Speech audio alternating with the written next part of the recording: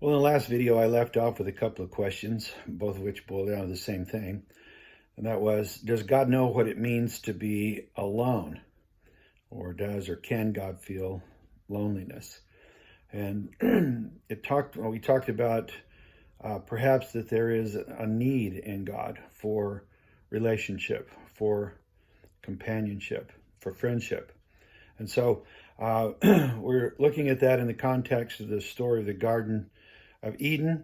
And we talked about last time how that God said it is not good for man to be alone. And we wondered, how would God know what that is? Not just from a point of view of loneliness as a concept, but as an experience, as a feeling. And so when we say that God has a need, we're not implying that there's any deficiency in God or that God is somehow incomplete. But what we need to think about and what we need to remember is that one of the great core truths of the Bible, and that is that God is love. So to understand God, we have to understand it from the point of view of love, and love is above all an emotion. It is something that we feel, and certainly it is a profound emotion, and it involves more than just feelings, but at its core, it is an emotion. So we know that God is love. So we know that God seeks emotional connection and that God has created us to be an emotional connector.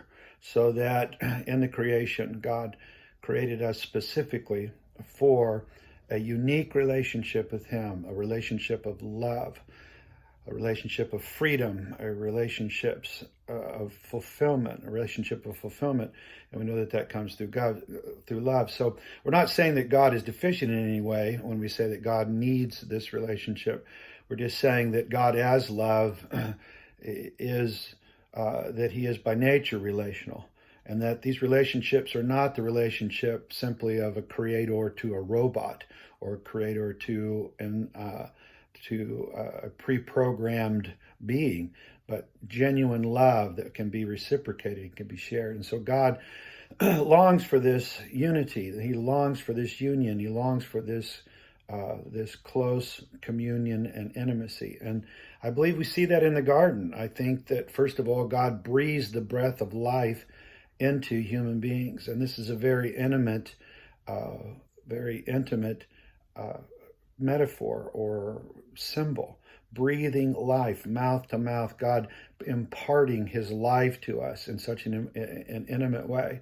And then we know that, and we'll talk about this more, but the relationship between Adam and Eve and the introduction there of marriage and the intimacy there of spiritual and sexual love, that there's a union between a man and a woman, which is the depth of intimacy and love, the great depth of that on earth. And it really mimics our relationship with God, and we'll talk more about that. But we've been talking about intimacy with God, and so there are three ways in which we can talk about intimacy, or typically do. One is through friendship, and the deeper friendship that we have with another human being, the more intimate that becomes. And there's boundaries to that intimacy. There's limits to that intimacy, but in and of itself, it is a unique type of intimacy. And then there's family, and there's also marriage, and we're going to talk about family and marriage. But in the story of the creation, we have all three of these come out, and we'll talk about that. But I want to focus on friendship. So I want to get back to every day in chapter 3, after God had created man, He had created the woman, and He had put them in the garden to tend it. God entrusted His creation to Adam. It says afterwards that God had created the garden and He created the earth, and then He entrusted Adam to take care of that garden.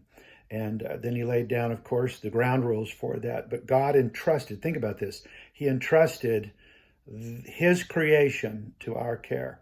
And so that trust depended upon us walking in fellowship with God every day.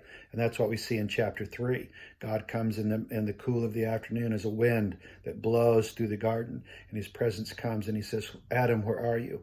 And because they had sinned, they had hidden themselves. But more importantly, they knew that they had broken that trust that God had given them. And so that the relationship between them and God had been in their eyes, irreparably damaged. Why? Because they broke trust. So God is on a mission after the garden to rebuild trust between us and Him and to reestablish that intimacy that was always there, always meant to be in Jesus' name. We'll see you.